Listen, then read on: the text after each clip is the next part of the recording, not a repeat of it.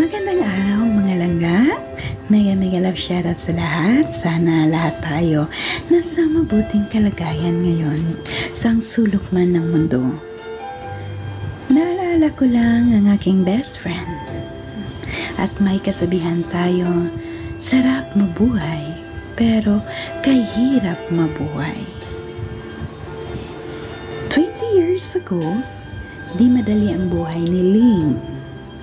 Lahat ng pagsisikap para lang makapagtapos. Dahil salat sa buhay, pinasok ni Ling ang pagiging working student. Kahit papano, makakaraos siya ng kunti. Di alintana ang paglalakad ng malayo, basta makapasok lang. Matalinong bata si Ling. Hangad niya mapabuti ang buhay ng kanyang pamilya. Kaya ginagawa niya ang lahat-lahat ng makakaya niya. Pero di nagtagal si Ling sa pagiging working student. Di niya matiis sa haba ng pasensya sa mga kasama sa bahay. Kaya nagdesisyon siyang umalis. Noon, lalong nahihirapan siya. Pero sa awa ng Diyos, nakakaraos din nang dahil sa kanyang best friend. Tinulungan siya ng kanyang best friend na makapasok ng trabaho sa city ng part-time job. At sa awa ng Diyos, nakakaluwag ng kunti si Ling.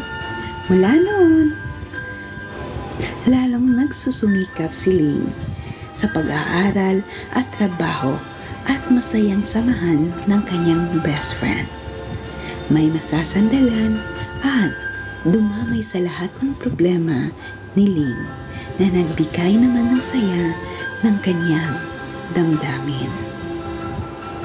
At lumipas ang mga araw, napansin na lang ni Ling na napaibig na pala siya ng kanyang best friend. Iniingatan niyang maitago ang kanyang nararamdaman.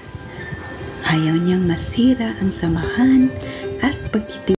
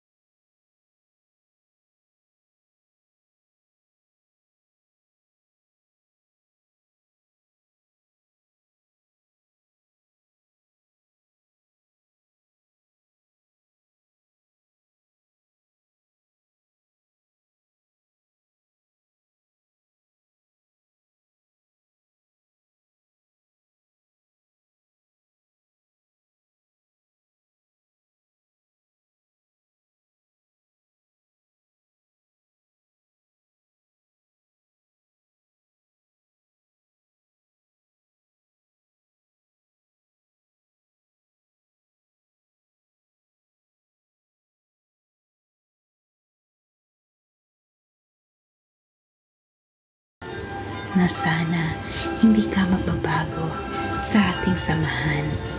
Na sana kahit anong mangyari, tayo pa rin.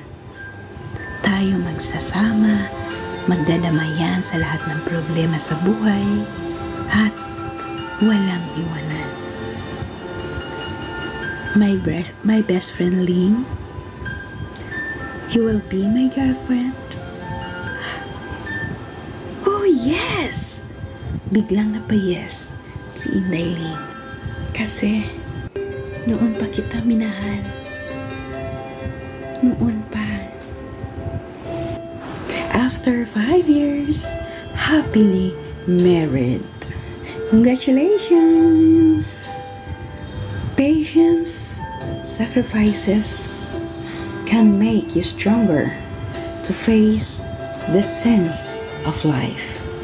Thank you once again. Salamat and God bless po sa lahat. Thank you mga langga.